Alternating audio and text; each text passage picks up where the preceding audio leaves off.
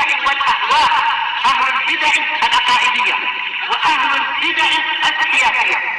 نقول بيننا وبينكم السلف، بيننا وبينكم الكتب، كان فيقول البدع بيننا وبينكم.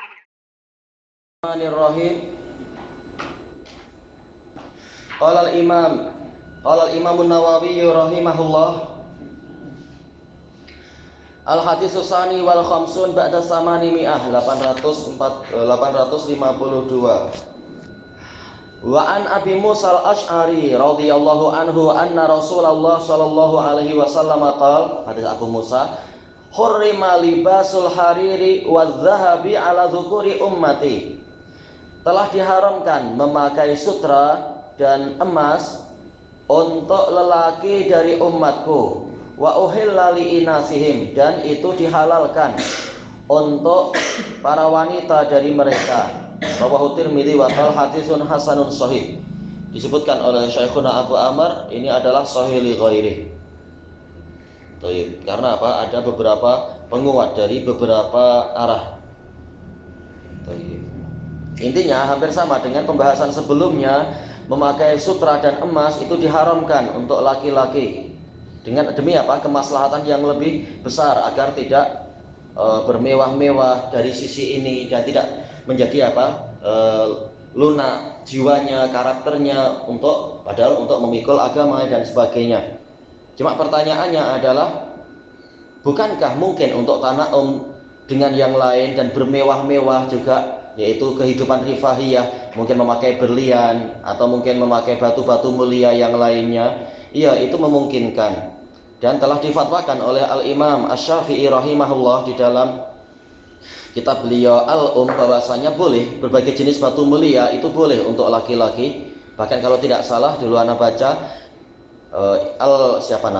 Ibnu Hazm rahimahullah dalam Muhalla menukilkan ijma boleh laki-laki memakai terserah dari berbagai jenis batu mulia, yang penting bukan emas. Emas tidak dikatakan batu mulia, tapi dia sejenis logam kah ya kalau emas itu sebenarnya. Iya. Bukankah ini juga boleh menunjukkan apa? Bermewah-mewah juga. Iya, tetapi tetap yang Allah haramkan pasti ada makna khusus sehingga dia itu diharamkan. Sementara batu mulia yang lain tetap dihalalkan demi kemaslahatan yang lain. Bukan berarti sama sekali tidak boleh memiliki kehidupan yang menyenangkan atau apa, boleh, tetapi cukup dengan yang dihalalkan, jangan sampai masuk ke dalam batasan-batasan Allah. Adapun untuk wanita tidak masalah, itu sesuai dengan karakter mereka, yang penting menunaikan zakatnya.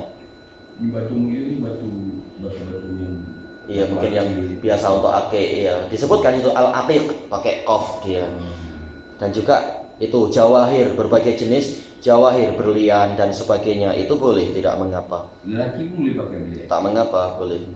Ada termasuk rumah mewah ni, kalau orang kaya dia boleh pakai lah kereta yang harga 20 juta.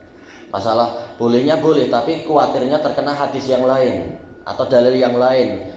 Adhabtum thayyibatikum fi hayatikum ad-dunya wastamta'tum biha. Nah, ini fatwanya Umar untuk melarang yang terlalu berlebihan yang akan menimbulkan kesombongan. Jadi tetap ada batasan, tapi dari dalil yang lain, bukan sampai mengharamkan. Karena kita tak punya dalil untuk langsung mengharamkan kereta yang sangat mahal, tapi ada kemakruhannya dari sisi yang lain. Dan kalau dia terfitnah, berarti menutup pintu fitnah adalah wajib. Rumah pun termasuk lah. Apa itu? Rumah, buat rumah sampai 20 bilik. Itu makruh berat. Nanti ada dalil khusus tentang itu. Untuk masalah rumah itu tak ada pahala, kata Rasulullah SAW. Ya, sebagian di kawan anak dulu masa belajar marah.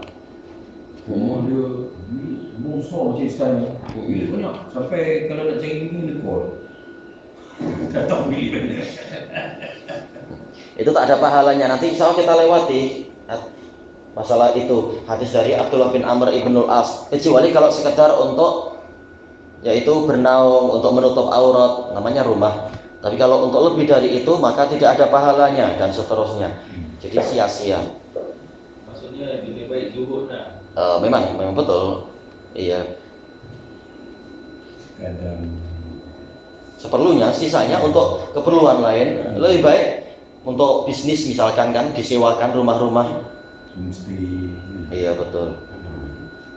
Tayyib, ini pembahas. Kemudian wa uhilla li inasihim, dan dihalalkan untuk para wanita dari mereka, yaitu dari umat ini. Ini pembahasannya ma'ruf.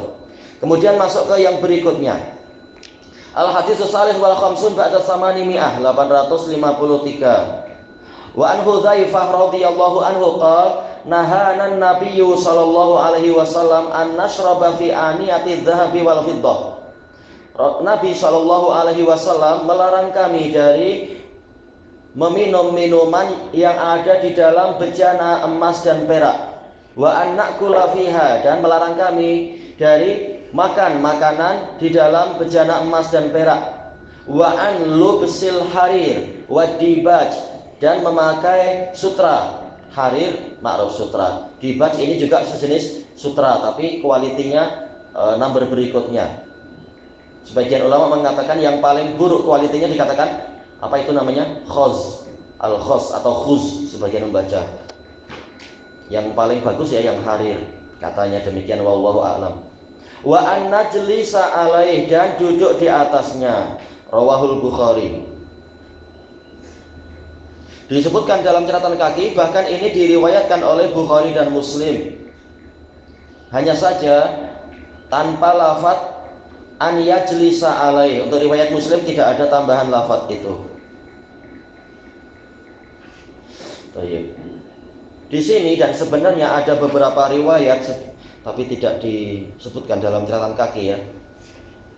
Yaitu tatkala Hudzaifah beliau ke Irak setelah Irak ditaklukkan di masa pemerintahan Umar bin Khattab, beliau di waktu beliau minta didatangkan makanan karena Hudzaifah sebagai pemimpin besar di situ. Kemudian didatangkan oleh pembantunya makanan dan minuman yang terbuat dari, yaitu bejananya adalah dari emas atau perak, maka langsung beliau membuang.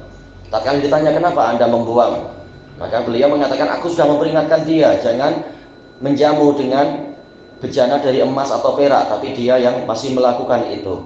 Kemudian beliau menyebutkan riwayat ini, menyebutkan hadis ini. Nahanan Nabiyyu sallallahu alaihi wasallam an nashraba fi aniyati adh-dhahabi wal fiddah. Nabi sallallahu alaihi wasallam melarang kita untuk meminum minuman di dalam bejana emas dan perak. Dan ini telah kita lewati bab yang membahas masalah ini. Akan menimbulkan api neraka di dalam perut nanti, menyebabkan api neraka membakar di dalam perut. Hukumannya wa an na'kula fiha, hukumnya sama juga, makan dari bejana emas dan perak. Dan telah kita lewati bahwasanya ini berlaku untuk laki-laki dan perempuan berdasarkan keumuman hadis Ummi Salamah dan lain-lain. Semuanya dilarang yang seperti itu. Jadi perempuan boleh berhias dengan emas dan perak, tetapi untuk makan dan minum tidak boleh. Dari itu laki-laki cukup perak aja untuk hiasan, tapi bukan untuk makan dan minum. Wa an lubsil hariri wa dibaj. Nah, ini yang menjadi pembahasan di dalam bab ini, yaitu hadis ini telah dikhususkan sebagaimana dijelaskan oleh Imam Ibnu Abdul Bar rahimahullah. Larangan ini memakai sutra ini dikhususkan hanya untuk laki-laki, yang wanita diperbolehkan berdasarkan dalil-dalil yang sebelumnya itu. Wa an najlisa alaih, dan duduk di atasnya. Mungkin permadani dari sutra, atau kursi dari sutra, atau bantal-bantal dari sutra, tilam-tilam dan cadar dari sutra. Ini adalah diharamkan nanti aja di surga. Memang apa itu? Batoinuha min istabraq. Memang bagian dalam dari tilamnya itu dari sutra. Kalau bagian dalam yang tak nampak aja dari sutra, apalagi bagian luar, tentunya lebih indah lagi. Itu nanti di surga ataupun di dunia. Adapun di dunia ini tidak boleh. Apakah untuk wanita juga terjadi perselisihan? Tetapi yang rajih untuk wanita boleh, cuma laki-laki yang tak boleh. Khusus sutra ini. Iya, untuk sutra ini. Kalau minum dalam emas dan perak, perempuan pun terkena, ya. Betul. Dalilnya umum, kalau yang emas dan perak masalah makan dan minumnya itu. Terus bagaimana kalau istri beli tilam dari emas, dari apa?